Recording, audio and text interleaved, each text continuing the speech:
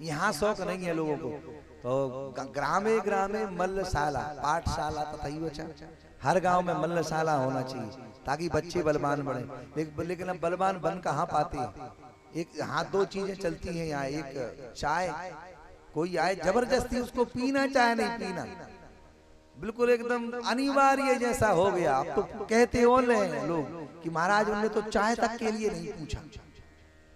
अरे मठा P low, पानी P low, juice P low, फल खा लो, लेकिन चाय के ही पीछे गला जलाओ। और उसके बाद में फिर एक ट्रे आ जाता है और ट्रे में फिर विविध प्रकार का, वो आप लोग जानते ही हो।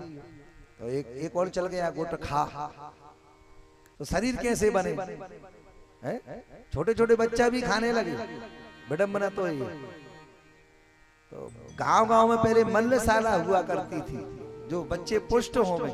हरियाणा में अभी हम एक गांव में गए थे पंडित जी के साथ में 2-3 वर्ष पहले, तब मैंने देखा सुबह सुबह मैं भी उस बावड़ी पर जाता था कुआं पे नहाने के लिए। अरे छोटे छोटे बच्चे आते थे 50-50 100-100 बादाम लेके पहले वो पीसे, फिर मिला के रख दे और महाराज 500-500 डंड पी ले। इतना आनंद मिलता था उनको देख करके। आज भी हरियाणा में 2-2 3-3 किलो दूध पीवे। हर गांव में थोड़ा छोटी सी एक मल्लशाला भी होना चाहिए। पाठशाला तो है ही है आपके गांव में। तो शरीर पर भी ध्यान देना चाहिए बच्चों को, लेकिन शुरू से ही 4 चीजें कभी किसी को नहीं मिल सकती। सेवक सुख चाहे, सेवक को सुख नहीं मिल सकता। सेवक चाहे कि हमें सुख मिल जाए के सम्मान, और व्यसन करने वाला चाहे कि हम धन कमा लें। व्यसन करने वाला धन कमा सकता है? कभी नहीं कमा सकता। 500 कमाता है वाला व्यक्ति कभी शुभगति को प्राप्त नहीं करता। सेवक सुख चाहे मान भिकारी, व्यसनी धन शुभगति व्यभिचारी। और लोभी को कभी यश नहीं मिल सकता, लेकिन लोभ के वशीभूत कभी मांगलिक उत्सव नहीं कराते। अरे उनकी वजह से कितने लोगों का आत्म कल्याण होगा जो बड़े बड़े लोग हैं, लेकिन केवल ठाकुर साहब ही क्यों कराते? ये भी तो एक वो है। या तो यूं सोचो कि कथा सारस ततोगता, एक श्लोक आया है, कुछ गलती कथा करने वालों के भी है। भाई देखो, बुरा ना माने, कथावाचक कैमरा चल रहा है। जिनने ये सोच लिया है कि अब हमको कोई काम नहीं है, तो थोड़ा बहुत भजन अजन गा करके संगीतकारों को बुला करके, और तो कोई काम है नहीं है, तो बोले चलो कथा वाँचते।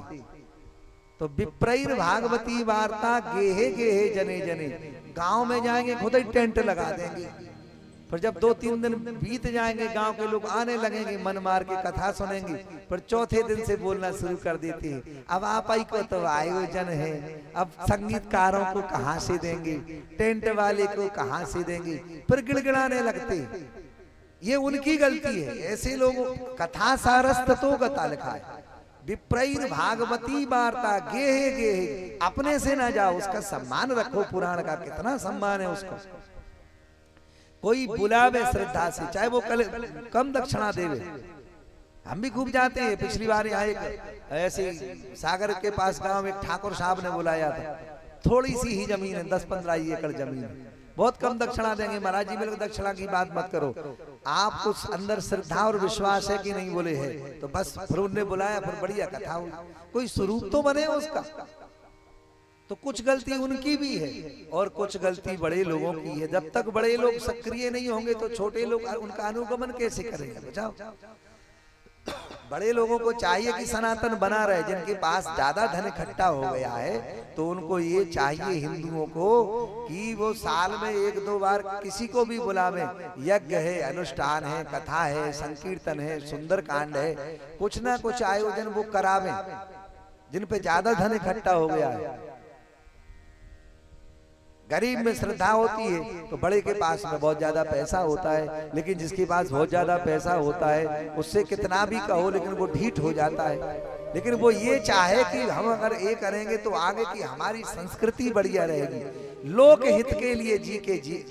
देखो जो साधु, अब ये लोक हित ही तो है कि एक गांव में ही 9वीं कथा एक ही व्यक्ति ने करा दी, तो ये क्यों कराई? अपने लिए थोड़ी करा रहे हैं, आप लोगों का भी तो कल्याण है।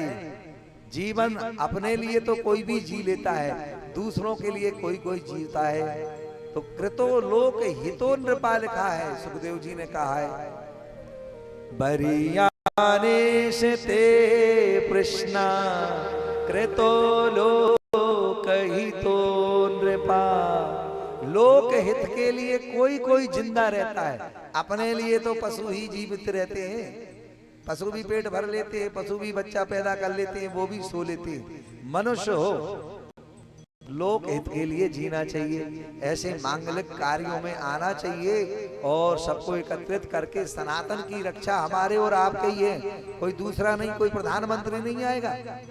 धर्म रक्षिता, धर्म की आपको ही रक्षा करना चाहिए। विचार करो, एक पिता और जवान बिटिया एक घर में सो रही है, तो बाहर का कोई गार्ड आकर उनकी धर्म की रक्षा करेगा कि पिता ही उसकी धर्म की रक्षा करेगा? सुनने में कड़वा लगता है। कौन रक्षा करेगा उसके सील की?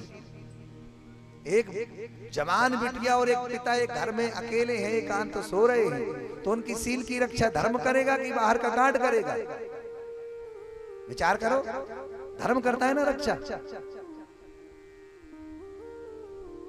ऐसे बड़े लोगों को भी सक्रिय होना चाहिए।